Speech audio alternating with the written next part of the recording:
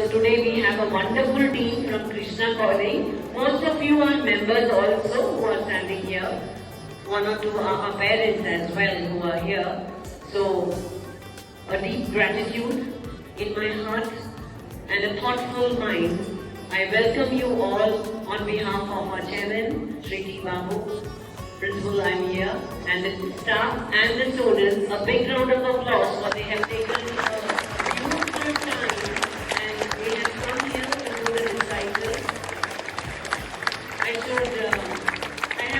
very short of words. Actually, I'm also in a team, but I will be just watching and I'm also doing the same mantras and chanting a little, which has given me a lot of peace in my mind, although I'm too busy. But thank you so much, Rekha, whom I met, Mr. Ganesh I have met, and Sir Krishna sir is also there.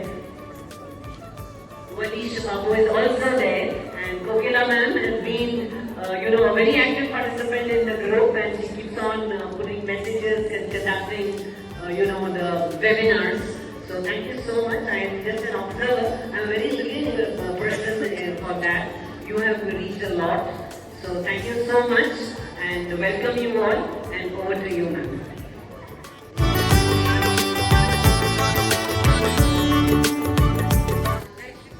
Jai Shri Krishna.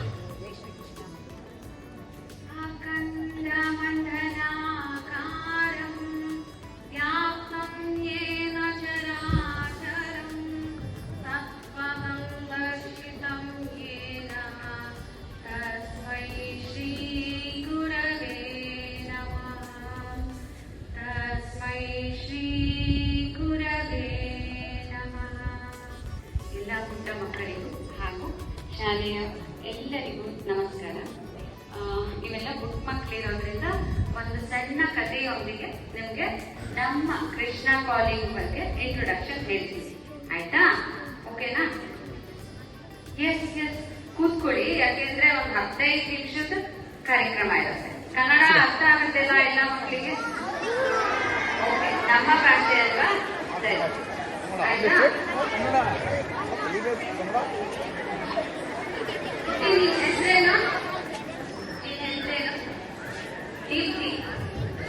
Students, I want everyone to be a little more peaceful, and I don't want any movement there, Shobha ma'am. There should be no movement. Teachers can also take a chair, or if you are okay, you can stand, or you can also sit on the stairs there, so that everything goes peaceful. Okay, ಈಗ ಎಲ್ಲರೂ settle ಆಗಿದ್ದೀರಲ್ವಾ? ಒಂದು ಪುಟ್ಟು ಕತೆ ಯಾರ್ದು ಗೊತ್ತಾ? ನಮ್ಮ ನೀರ್ವಿ. Correct ಅಲ್ವಾ ನಿಮ್ಮ ಹೆಸರು? ನೀರ್ವಿ ಇದು ಕತೆ, ಸರಿನಾ? ಎಲ್ಲರೂ ಕೇಳಿಸ್ಕೋಬೇಕು ಚೆನ್ನಾಗಿ. ನೀರ್ವಿ ಅಂತ ಪುಟ್ಟ ಹುಡುಗಿ, ನಿಮ್ ಫ್ರೆಂಡೇನೆ. ಅವಳು ಅವಳ ಫ್ರೆಂಡ್ ಮನೆಗೆ ಹೋಗ್ತಾ ಇರುವಾಗ ದಾರಿನಲ್ಲಿ ಒಂದು ಪುಟ್ಟ ನಾಯಿ ಮರಿ ನೋಡ್ತಾಳೆ, ಆಯ್ತಾ? ಅವತ್ತಿಂದ ಅವಳಿಗೆ ನಾನು ಒಂದು ನಾಯಿ ಮರಿ ತಗೋಬೇಕು ಅಂತ ಆಸೆ ಆಗತ್ತೆ, ಆಯ್ತಾ? ಅದಕ್ಕೆ ಅಪ್ಪನ ಹತ್ರ ಹೋಗಿ ಕೇಳ್ತಾಳೆ, ಅಪ್ಪ ನನಗೊಂದು ನಾಯಿ ಮರಿ ಕೊಡ್ಸು ಅಂತ. ಅದಕ್ಕೆ ಅಪ್ಪ ಹೇಳ್ತಾರೆ, ನಾಯಿ ಮರಿ ಅಂದ್ರೆ ತುಂಬಾ ನೋಡ್ಕೋಬೇಕು, ಅದನ್ನ ಕೇರ್ ತಗೋಬೇಕು, ಇಂಜೆಕ್ಷನ್ ಹಾಕಿಸ್ಬೇಕು, ಊಟ ಮಾಡಿಸ್ಬೇಕು, ವಾಕಿಂಗ್ ಕರ್ಕೊಂಡು ಹೋಗ್ಬೇಕು, ತುಂಬಾ ಕೆಲಸ ಇರತ್ತೆ ಮಗು. ಅದನ್ನ ನನಗಂತೂ ಆಗಲ್ಲ, ಸಮಯ ಇಲ್ಲ, ನಿಂಗೂ ಆಗಲ್ಲ, ಬಿಟ್ಬಿಡು ಅಂತ ಹೇಳ್ತಾಳೆ. ಸರಿ, ಈ ಪುಟ್ಟ ಹುಡುಗಿ ಇದ್ದಾಳಲ್ಲ ನೀವಿ, ಅವಳು ಏನ್ ಮಾಡ್ತಾಳೆ, ನಾಯಿ ಮರಿಗೆ ಏನೇನ್ ಕೆಲಸ ಮಾಡ್ಬೇಕು ನಾನು ಅಂತ ಒಂದು ಲಿಸ್ಟ್ ಮಾಡ್ಕೊತಾಳೆ. ಅವಳ ಟೈಮ್ ಟೇಬಲ್ ನಲ್ಲಿ ನಾಯಿ ಮರಿಗೆ ಈ ಟೈಮ್ ನಲ್ಲಿ ನಾನು ಊಟ ಹಾಕ್ತೀನಿ, ಅದು ಎಲ್ಲವೂ ಅವಳ ಮನಸ್ಸಿನಲ್ಲೇ ಪ್ಲಾನ್ ಮಾಡ್ಕೊತಾ ಇರ್ತಾಳೆ ಅಲ್ವಾ? ನೀವಿ ಪ್ಲಾನ್ ಮಾಡ್ಕೊತಾ ಇರ್ತಾಳೆ. ಅಪ್ಪ ನೋಡ್ತಾ ಇರ್ತಾರೆ. ಒಂದಿನ ನೋಡ್ತಾಳೆ, ಒಂದ್ ಬೌಲ್ ತಗೊಂಡ್ ಹೋಗ್ತಾಳೆ, ಅವ್ರ ಗಾರ್ಡನ್ ಅಲ್ಲಿ ಒಂದ್ ಕಡೆ ಇರ್ತಾಳೆ. ಅಪ್ಪ ಕೇಳ್ತಾರೆ, ಏನಿದು ನನ್ ನಾಯಿ ಮರಿ ತರ್ತೀನಲ್ಲ, ಅದಕ್ಕೆ ನೀರಿಡಕ್ ಬೌಲು ಅಂತ ಹೇಳಿ. ಸರಿ, ಇನ್ನೊಂದ್ ದಿವಸ ಬೇಗ ಹೋಗ್ಬೇಕು ಮುಗಿಸ್ತಾ ಇರ್ತಾಳೆ. ಅಪ್ಪಂಗ ಆಶ್ಚರ್ಯ, ಏನಿದು ಬೇಗ ಹೋಗ್ಬೇಕು ಮುಗಿಸ್ತಿದ್ದಾಳೆ ನನ್ ಮಗಳು ನಿರ್ವಿ ಅಂತ. ಸರಿ, ಆಮೇಲೆ ಇಟ್ಕೊಂಡಿಗೆ ಒಂದು ನಾಯಿ ಮರಿ ಹೇಳ್ಕೊಂಡು ಹೋಗ್ತಾರಲ್ಲ, ನಾಯಿ ಮರಿ ಇರಲ್ಲ, ಇಮ್ಯಾಜಿನೇಷನ್ ಅಲ್ಲಿ ಹಿಂಗೆ ಹೇಳ್ಕೊಂಡು ಹೋಗ್ತಾ ಇರ್ತಾಳೆ. ಅಪ್ಪ ಕೇಳ್ತಾರೆ, ಏನ್ ಮಗು ಇದು ಅಂತ. ನಾನು ನಾಯಿ ಮರಿ ವಾಕ್ ಕರ್ಕೊಂಡು ಹೋಗ್ತಾ ಇದೀನಿ, ಬೇಗ ಹೋಮ್ವರ್ಕ್ ಎಲ್ಲ ಮುಗಿಸಿ ಅಂತ. ಅಪ್ಪಂಗ ಆಶ್ಚರ್ಯ ಆಗತ್ತೆ, ಇದೇನಿದು ನನ್ ಮಗಳು ಈ ತರ ಇಮ್ಯಾಜಿನ್ ಮಾಡ್ಕೊತಾ ಇದ್ದಾಳಲ್ಲ ಅಂತ ಹೇಳಿ ಅಪ್ಪ ಕೇಳ್ತಾರೆ, ಸರಿ ಮಗು, ನಿನ್ ನಾಯಿ ಮರಿ ಹೇಗಿರುತ್ತೆ ಹೇಳು, ಇಷ್ಟೆಲ್ಲ ಇಮ್ಯಾಜಿನ್ ಮಾಡಿದ್ಯಲ್ಲ, ನಾಯಿ ಮರಿ ಹೇಗಿರುತ್ತೆ ನಿಂದು ಅಂತ ಕೇಳ್ತಾರೆ. ಅವಾಗ ನಿರ್ವಿ ಹೇಳ್ತಾಳೆ, ನನ್ ನಾಯಿ ಬಣ್ಣದ ಶೈನಿಂಗ್ ಕೂದಲಿರುತ್ತೆ, ಪುಟ್ ಪುಟ್ಟು ಕಾಲಿರುತ್ತೆ, ತುಂಬಾ ಮಿದ್ದಾಗಿರುತ್ತೆ.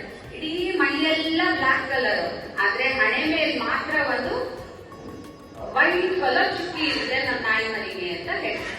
ಸರಿ, ಹಂಗೆ ಅವಳು ದಿನಾಗ್ಲೂ ನಾಯಿ ಮರಿ ಬಗ್ಗೆ ಯೋಚನೆ ಮಾಡ್ತಾ ಇರ್ತಾಳೆ, ಹಂಗೆ ಹೋಗ್ತಾ ಇರುತ್ತೆ. ಒಂದ್ ದಿವಸ ಒಂದ್ ಪೇಪರ್ ಅಲ್ಲಿ ಒಂದು ಆಡ್ ಬರುತ್ತೆ, ಒಂದು ನಾಯಿ ಮರಿ ಸೇಲಿಗಿದೆ ಅಂತ. ಅವ್ರ ಅಪ್ಪನೂ ನೋಡ್ತಾಳೆ, ಇವ್ರು ನೋಡ್ತಾರೆ. ಅಪ್ಪ ನಂಗೆ ಈ ನಾಯಿ ಮರಿ ಕೊಡ್ಸು ಅಂತ ಹೇಳ್ತಾರೆ. ಅಪ್ಪ ಹೇಳ್ತಾರೆ, ನಾ ಕೊಡಿಸ್ತೀನಿ, ಒಂದ್ ಕಂಡೀಷನು, ನೀನ್ ಯಾವ ತರ ನಾಯಿ ಮರಿ ಹೇಳಿದ್ದೆ ಅದೇ ತರ ಇರ್ಬೇಕು, ಅವಾಗ ಮಾತ್ರ ಕೊಡಿಸ್ತೀನಿ ಅಂತ ಹೇಳ್ತಾರೆ. ಸರಿ, ಅಪ್ಪ ಮತ್ತೆ ಮಗಳು ನಾಯಿ ಮರಿ ತಗೊಳಕ್ ಹೋಗ್ತಾರೆ, ನೋಡ್ತಾರೆ ನಿರ್ವಿ ಹೆಂಗ್ ಹೇಳಿದ್ರು ಟಿಕ್ ಅದೇ ತರ ನಾಯಿ ಮರಿ ಇರುತ್ತೆ. ಆಶ್ಚರ್ಯ ಅಲ್ವಾ? ಹೌದಲ್ವಾ? ಆಮೇಲೆ ಅವರಪ್ಪ ನಾಯಿ ಮರಿ ಕೊಡಿಸ್ತಾರೆ.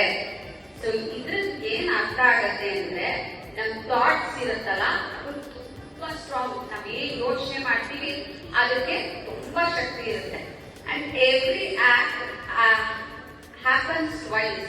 ನೀವ್ ಏನೇ ಅನ್ಕೊಂಡ್ರು, ಎಕ್ಸಾಮ್ ಬರೀತೀರಾ ಅಂದ್ರೆ ಮನ್ಸಿನಲ್ಲಿ ಒಂದು ಮ್ಯಾಪ್ ಮಾಡ್ಕೊತೀರಾ, ನಾನು ಈ ತರ ಎಕ್ಸಾಮ್ ಮಾಡ್ತೀನಿ ಅಂತ, ಬರೀತೀನಿ ಅಂತ ಯೋಚನೆ ಮಾಡ್ತೀರಾ. That is called mind mapping. ಅಂದ್ರೆ ನೀವ್ ಏನೇ ಕೆಲಸ ಮಾಡುವಾಗ್ಲೂ ಒಂದು ಮುಂಚೆ ಒಂದು ಪೂರ್ವ ತಯಾರಿನಲ್ಲಿ ಒಂದು ಇಮ್ಯಾಜಿನೇಷನ್ ಅಲ್ಲಿ ಒಂದು ರನ್ ಶುರು ಆಗಿರುತ್ತೆ ಅಲ್ವಾ? ಎಲ್ಲರಿಗೂ ಆಗಿರುತ್ತಲ್ವಾ? ಆಗಿರುತ್ತೋ ಇಲ್ವಾ? ಯೋಚನೆ, ನನ್ನ ಬರ್ಡೇ, ನಾನು ಯಾವ ಕಲರ್ ಡ್ರೆಸ್ ಹಾಕೋತೀನಿ, ಈ ತರ ಎಲ್ಲ ಯೋಚನೆ ಮಾಡಿರ್ತೀರ. ಹಂಗೆ ಥಾಟ್ಸ್ ಆರ್ ವೆರಿ ಸ್ಟ್ರಾಂಗ್. ಎಲ್ಲದಕ್ಕಿಂತ ಸ್ಟ್ರಾಂಗ್ ಯಾವುದು ಗೊತ್ತಾ ಪ್ರಪಂಚದಲ್ಲಿ? ಥಾಟ್ಸ್. ನಿಮ್ ಮನಸ್ಸು ಏನ್ ಬೇಕಾದ್ರೂ ಮಾಡ್ಬೋದು, ಅದ್ಭುತವಾಗಿರೋ ಶಕ್ತಿ ಇರುತ್ತೆ ಅದಕ್ಕೆ. Thoughts make up the man.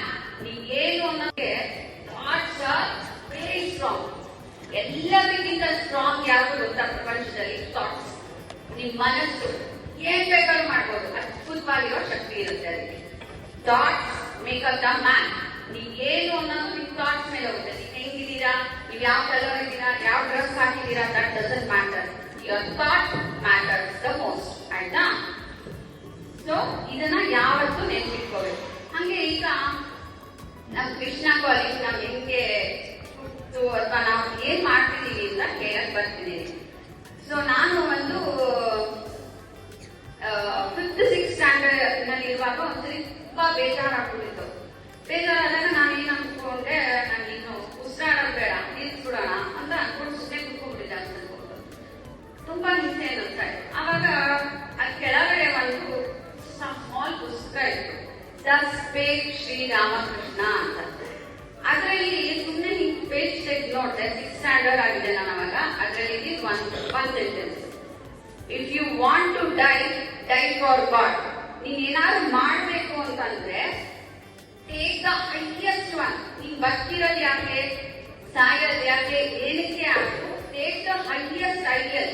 ಅದನ್ನ ಮಾಡ್ಬಿಟ್ಟು ನೀನು ಏನಾದ್ರು ಮಾಡು. So why am I dying at 6th standard, I have to do something ಅಂತ ನನಗೆ ಅವಾಗ ಒಂದು 6th ಸ್ಟ್ಯಾಂಡರ್ಡ್ ಅಲ್ಲಿ ಅನ್ನಿಸ್ತು.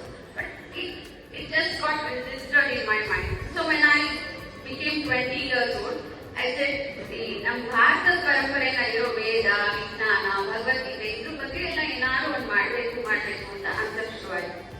ದೆನ್ ಆಮೇಲೆ ನಾನು ಇಂಜಿನಿಯರಿಂಗ್ ಓದಿ ಅದೆಲ್ಲ ಆಗ್ತಾ the thought did not let me sit quiet. So ಅದೇನಾಯ್ತು, 2021 ನಲ್ಲಿ ಭಗವದ್ಗೀತೆ ಹೇಳಕ್ ಶುರು ಮಾಡಿದಾಗ ಅದರಾಗಿ ಕನೆಕ್ಷನ್ ಶುರುವಾಯ್ತು. ಅಂದ್ರೆ ಈಗ ನೀವು ಫೋನಲ್ಲಿ ಎಲ್ಲಿಂದನೂ ಫೋನ್ ಬರುತ್ತೆ, how does it connect to you? There is a frequency. ಥಾಟ್ಸ್ಗೂ ಅದೇ ತರ ಫ್ರೀಕ್ವೆನ್ಸಿ ಇರುತ್ತೆ, ಮಂತ್ರ ಚಾಂಟಿಂಗಿಗೂ ಅದೇ ತರ ಫ್ರೀಕ್ವೆನ್ಸಿ ಇದೆ. ಅದೇ ತರ ನಂತರ ಯಾರ್ಯಾರು ಯೋಚನೆ ಮಾಡ್ತಾ ಇದ್ರು ಚಿಕ್ಕ ವಯಸ್ಸಿಂದ, ಈಗ ಲೇಖ ಆಗ್ತಾ ಇರ್ಬೋದು, ಅವರಿಗೂ ಭಾರತದ ಸನಾತನ ಧರ್ಮದಲ್ಲಿ ತುಂಬಾ ಶಕ್ತಿ ಇದೆ, ಎಲ್ಲರಿಗೂ ತಿಳಿಸ್ಬೇಕು ಅಂತ ಇತ್ತು. ಗಣೇಶ್ ಇತ್ತು, ವಲಿಶಣಂಗ್ ಇತ್ತು, ದಿವ್ಯಾ ಅಕ್ಕಂಗ್ ಇತ್ತು, ಸುಧಾ ಅಕ್ಕಂಗ್ ಇತ್ತು. So we all got together. ನಮ್ಗೆ ಮುಂಚೆ ನಮ್ಗೆ ಯಾರು ಒಬ್ರಿಗೊಬ್ರು ಪರಿಚಯನೇ ಇರ್ಲಿಲ್ಲ. We all got together just because our thoughts. ಅಂದ್ರೆ ನಾವ್ ಏನಾದ್ರು ಒಂದ್ ಹೇಳಿದ್ರೆ ಆ energy goes to the universe. ಒಂದ್ ಫ್ರೀಕ್ವೆನ್ಸಿ ಇರುತ್ತೆ ಮಂತ್ರಕ್ಕೆ, ಯಾವುದಕ್ಕೆ ಆಗಲಿ. ಸೊ ನಮ್ ಫೋಕಸ್ ಯಾವಾಗ ಒಂದ್ ಕಡೆ ಬರುತ್ತೆ ಅವಾಗ we can do something great. So ನಿಮ್ ಥಾಟ್ಸ್ ಏನೋ ಒಂದ್ ಇರ್ಬೋದು. ಸೊ ಅದಕ್ಕೆ ದಿನಾಗ್ಲೂ ಮಂತ್ರ ಚಾಂಟಿಂಗು ಈ ತರದ್ದೆಲ್ಲವೂ ಮಾಡ್ತಾ ಇದ್ದಂಗೆ ನಿಮ್ಮ ಒಳಗಡೆ ಇರೋ ಪೊಟೆನ್ಶಿಯಲ್ ಏನು, ವೈ ಯು ಹ್ಯಾವ್ ವಾಟ್,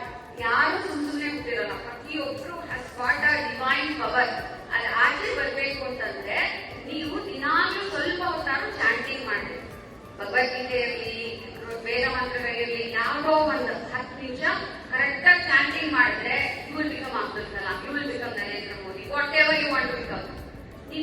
ಆ ನಿರ್ವಿ ಅಂತ ಮಗು ಇದ್ದಾಳಲ್ಲ, ಅವಳು ನಾಳೆ ಪ್ರೈಮ್ ಮಿನಿಸ್ಟರ್ ಆಗ್ಬೋದು, ಏನ್ ಬೇಕಾರೋ ಅಲ್ವಾ. ಸೊ ಇದು ವಿಷಯ ನೀವು ಚೆನ್ನಾಗಿ ನೆನ್ಪಿಟ್ಕೊಳ್ಳಿ. ಇವತ್ತು ನೀವು ಸಂಜೆ ಮನೆಗೆ ಹೋಗೋದು ಎಕ್ಸರ್ಸೈಸ್ ಮಾಡಿ. ಇವತ್ತೆಲ್ಲ